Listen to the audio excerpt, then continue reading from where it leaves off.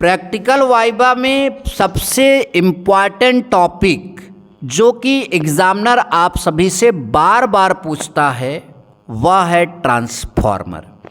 जी हाँ मेरे प्यारे बच्चों, यूपी बोर्ड प्रैक्टिकल एग्ज़ाम 2024 के लिए मैं बेहतरीन कॉन्सेप्ट के साथ ट्रांसफार्मर टॉपिक पर क्वेश्चन लेकर आ चुका हूँ।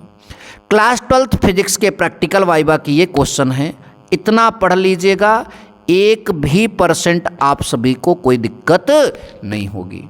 सबसे पहला प्रश्न आपसे ट्रांसफार्मर टॉपिक पर एग्जामिनर क्या करेगा? एग्जामिनर ये करेगा कि ट्रांसफार्मर क्या है।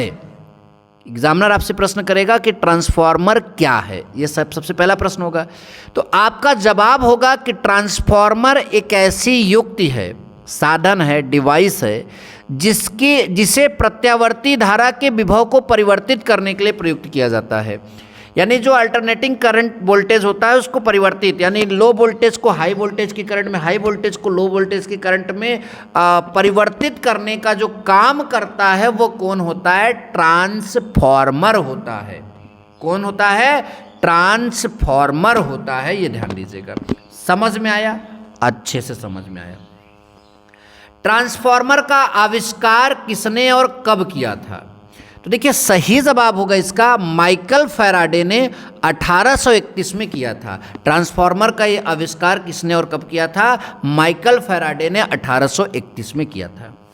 ट्रांसफार्मर कितने प्रकार का होता है? तो ट्रांसफार्मर बच्चों 2 प्रकार का होता है। ऊंचाई, यहाँ यश यज्ञ में बड़ी की मात्रा रहेगी, कोई दिक्कत नहीं, आपको समझ में आ रहा है। ट्रांसफार्मर कितने प्रकार का होता है? 2 प्रकार का, ऊंचाई और अपचाई। जैसा कि आपको यहाँ पर पता चल रहा है, ट्रांसफार्मर का काम ही है कि ट्रांसफर करना निम्न वाली चीज़ को उच्च वाली चीज़ में, उच्च वाली चीज़ को निम्न वाली चीज़ में।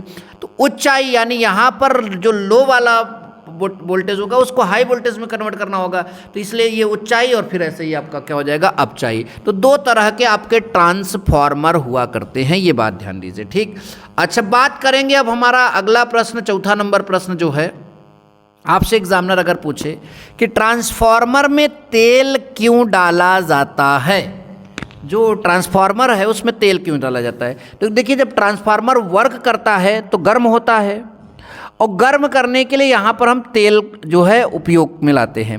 अब ऐसे में एक सवाल आपसे एग्जामिनर फिर से करेगा कि कौन सा तेल डालते हैं।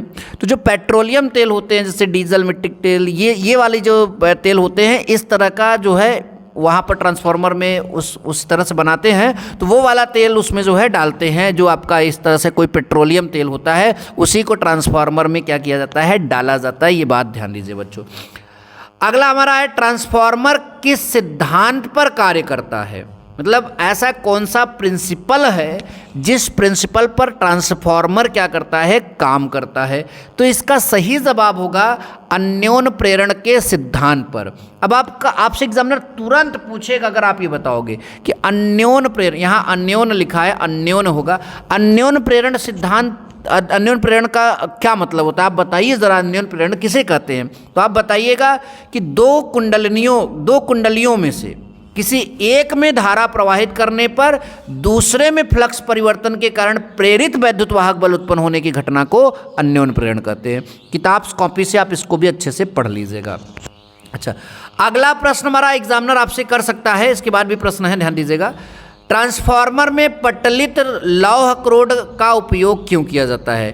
ट्रांसफार्मर में पटलित लौह क्रोड लगाए जाते हैं, तो इसका कोई कार्य होगा तभी तो लगाए जाते हैं। तो सही जवाब है कि भंवर धारा जो है उसको कम करने के लिए पटलित लौह क्रोड का उपयोग ट्रांसफार्मर में हम लोग करते हैं। यह आप बताइएगा एग्जामिनर को। ठीक, अब देखिए अगला प्रश्न हमारा है, इसमें सूत्र पूछेगा ट्रांसफार्मर में जो है कौन कौन से सूत्र इस्तेमाल किए जाते हैं। तो आप सभी का जवाब होना चाहिए, पहला सूत्र होता है परिणमन अनुपात, इसे R से रिप्रेजेंट करते हैं।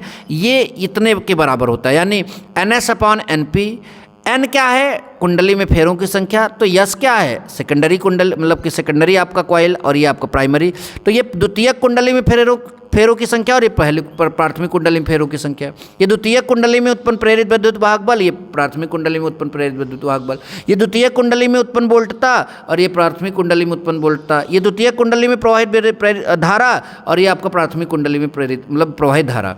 दक्षता आपसे पूछेगा एग्जाम में, ट्रांसफार्मर की दक्षता क्या होती है? निर्गत शक्ति बता निवेशी शक्ति, निर्गत शक्ति बता निवेशी शक्ति, ये ट्रांसफार्मर की दक्षता का क्या होता है? सूत्र होता है। तो ऐसे प्रश्न याद करके जाइए और अपनी अच्छे से तैयारी करके जाइए। Thank you so much. जय हिंद, वंदे मातरम।